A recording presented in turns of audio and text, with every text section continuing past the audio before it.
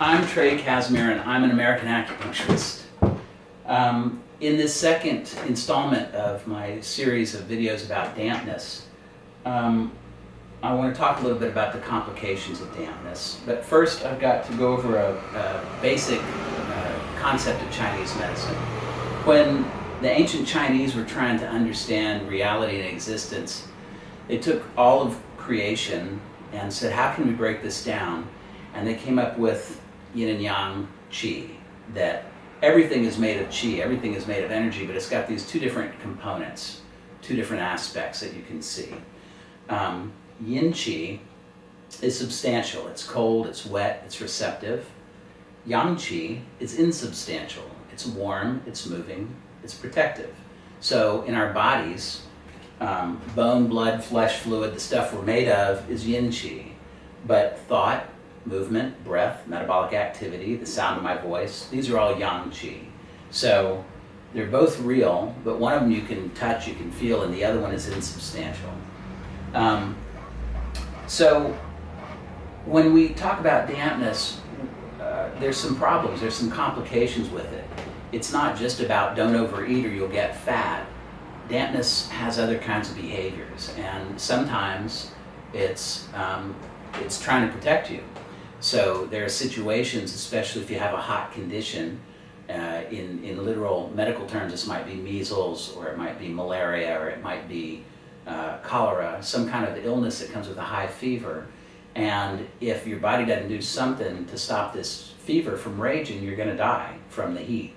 And so sometimes the body will either mobilize dampness within itself or seek out dampness. It'll seek out foods that are damp in nature so you can kind of cover up the heat.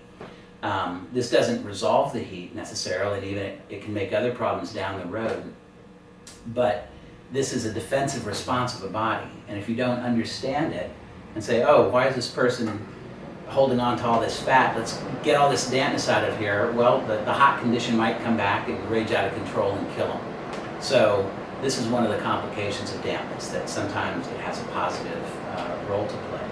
And even, I would say, in terms of addictive substances like alcohol, I find a lot of the talk in addiction therapy very tedious because it's completely unsympathetic to this point of view. But it's true. It's fundamentally true that sometimes the best you can do is survive today and try again tomorrow. And if that means you have to have a glass of wine to let go of the bad experience of working for that idiot boss again while you look for a new job, well, that's the best you can do. And only a cruel and thoughtless person would hold that against you. Similarly, some kind of Western medications like steroids or antibiotics, which people in the alternative medicine field tend to look down on, they're very damp in nature. They cover things up rather than resolve them. But sometimes that's the best you can do. When my appendix ruptured, I was really grateful for antibiotics because it kept me from dying. And then I had a chance later on to go back and resolve the infection. There's another problem with dampness in that some dampness acts as a solvent for other dampness. In an extreme situation, this would be like an alcoholic who gets up in the morning and his hand shakes so badly that he can't function until he has a shot of bourbon. So even though alcohol is the problem, having a shot of alcohol kind of it gets him back on his game so that he can continue with his life. In less extreme kind of situation, you might buy a new washing machine and bring it home, and you try to get the price tag off, and it leaves all that sticky, gnarly adhesive on the front of your washer. Dampness is sticky. So the easiest way to get it off is to take some WD-40 or some PAM, some oil, which is also damp in nature, and spray it on, and then the adhesive will come right off. It leaves behind a little sheen of WD-40 or PAM, but it's better than that sticky, nasty adhesive that was on there. So this is another characteristic of dampness that needs some thought and needs some sensitivity to deal with. So the main metaphor that you use for the earth element is cultivation. You don't want to just spin your wheels in the mud. You don't want to just circle around in self-indulgence. You want to try to have an idea, dig a furrow, plant some seeds, water the seeds, weed them, take care of the plants, and at the end of your growing season, you'll have a harvest that you can enjoy. But each of those stages needs thought, needs follow through. So these videos, for instance, are me trying to cultivate my public persona so that I might be invited to give a TED Talk. I think that'd be really fun. I've got some big ideas I'd like to discuss with some other people, and that seems to me to be a way I could do that.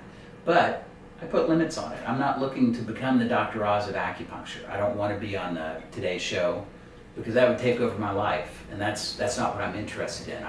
I love being a small town acupuncturist. I want to keep doing this. I just want to try to open up the back 40 and get some more options going for myself. Another idea associated with the earth element is that appetite is one of the legs of health. So it's a sign of health if you're hungry for different foods, if you enjoy food, if you have a good appetite. I always think of a cat who gets hit by a car and drags himself into the house, dragging a leg, and his ears all bloody and his tail's broken. If he goes to his dinner dish and starts eating, you know he's probably going to pull through. He's probably going to be okay. And so that kind of resilience is associated with the earth element. The stomach and spleen are the two main organs associated with the earth element. Most Westerners think the Chinese are really talking about the pancreas when they say the spleen. But in any event, they mean the primary organ of digestion. And this is why I brought out the yin-yang symbol before. The stomach and spleen, even though they work so closely together, are kind of like a microcosm of yin and yang. They've got very opposing kind of characteristics. So the stomach moves things downward, the spleen moves things upward. The stomach likes wet, the spleen likes dry. It's also the case, the stomach is the organ specifically associated with our appetite, with taking things in, with having a taste for food, with having an appetite, with having gusto. But the spleen is responsible for processing it.